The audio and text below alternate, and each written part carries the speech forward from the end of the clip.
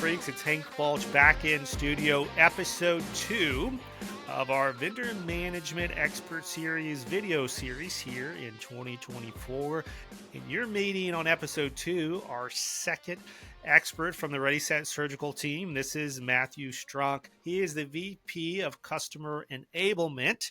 And Matt, welcome to the show today. We're going to be talking about visibility in this loaner management process.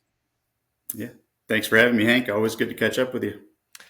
So when we say visibility, that's kind of a technical term out there. What do we mean by that? What is the impact, maybe to answer it in a different way? What's the impact of not having a lot of visibility in this loaner management process? Yeah. When we look at visibility, we're looking at, kind of collectively bringing all of your clinical stakeholders and your vendors onto the same page. So, if you think of historically, the vendor process kicks off by a siloed text message or a phone call or an email, not including all of the, vested stakeholders that need to be included on that. So, when we, kind of think of visibility, we look at it from that regard and making sure that, all of the clinicians and the teams that need to be notified are all in the loop, regardless of where the vendor process is and the, kind of overall status. It's like, what's texted in darkness will be brought to light, right? So, to your point, all the stakeholders involved in the process, and maybe this is a good time just to call those out, because I think we probably know some of the stakeholders, but we actually we may miss a couple of them if we try to list them off. So who would you include in the drive for visibility? Who needs to be able to see what's going on here? Yeah, it starts out, from your OR teams, your perioperative groups, so your coordinators, your, frontline service leads, even branching all the way out to the surgeons themselves, who better to make the call for inventory or things that need to be modified than the individual performing the case. So, it starts there, and then it kind of just, makes its way down to, all of your individuals in sterile processing, your supply chain leads, things like that. So making sure that what's coming in is approved to come in and that your teams are expecting it, have visibility to how to clean it, make it safe for patient care, and that, you're not bringing in the latest and greatest without it going through the proper approval channels. Come on, man. So, visibility, there's a part of this, obviously, that involves just the communication aspect that everyone know, all the stakeholders know. But the question is, what does everyone know?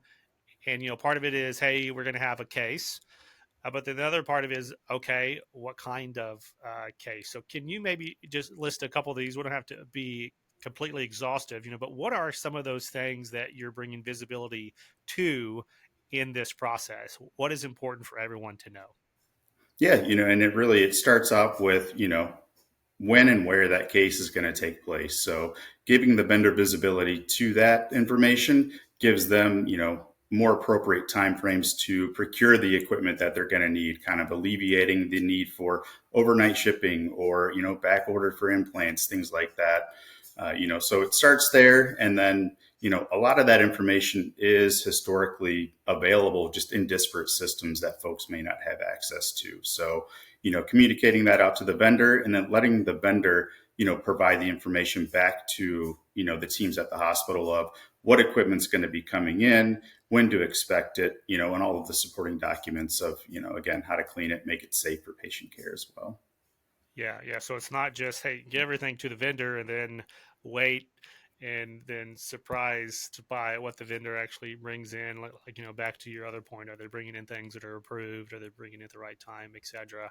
So what about the warning signs? So maybe someone's tuning in saying, okay, I think I understand the value of this visibility piece. What would you describe as maybe a scenario or department if you see these things happening in your department or your hospital is probably a pretty good sign that you're lacking some visibility somewhere in this process?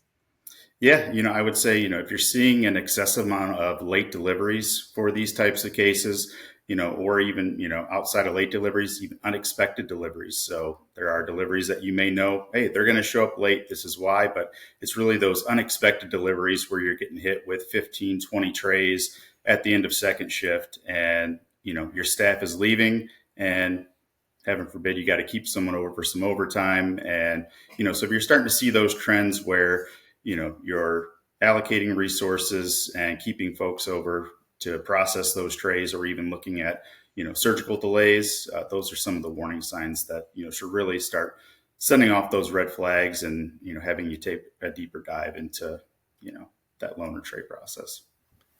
Yeah, one of the nice things, I don't think we have said this yet, but one of the nice things that visibility brings is data. And I guess maybe all of this has data involved, even if it's like, what is the case? What is the case? What tray is it approved? It's all data. But, there's the back end of all this too. Okay, we get visibility. And then what do we do with this data, Matt? In a sterile processing side, what are some applications of this visibility that you have seen be most successful once you can finally see into the process and identify some of these things that we've been discussing today? Yeah, we've seen some people do some pretty incredible things with the data, but really the one thing that I've been able to really drive home with a lot of customers is just the forecasting.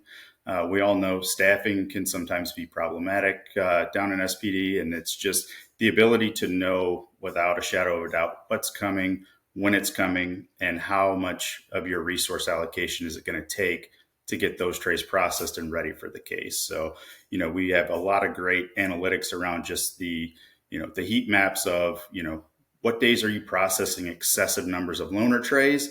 And then inherently, what days of the week are those trays being utilized? So, it's one thing to process and make it safe for the patient. It's another thing to have it utilized in the OR and then come back down and decon. So if your decontamination load is going to be 60, 80 trays more than what it typically is on a Tuesday, it's good to know that and kind of have visibility to where you need to flex your staffing. Yeah, it's a forecast that's better than the Weather Channel that you can depend on a little bit more than that. Because, again, you've got the data and you can prepare to the staffing piece, to the training piece. I'm sure we'll talk about that in one of our future episodes. But if this is a new device that's coming in, or maybe it's just a device we haven't seen in a while. That level of forecasting gives educators the opportunity to do a quick in service so that everyone's aware of what they're about to see and any nuances around the cleaning, etc. So yeah, that piece is so critical. So Matt, that's going to do it for this episode 2 of our expert series.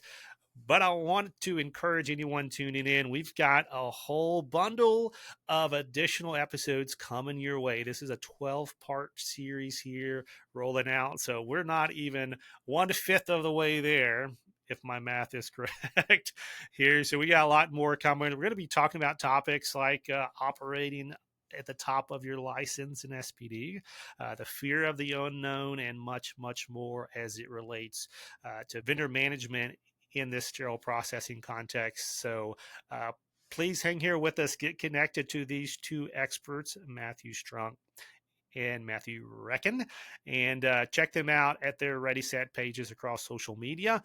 And again, we're going to have their contact information in the description of all these episodes as they release. And like we encourage you all the time here at Beyond Clean, until we see you again next month, keep fighting dirty.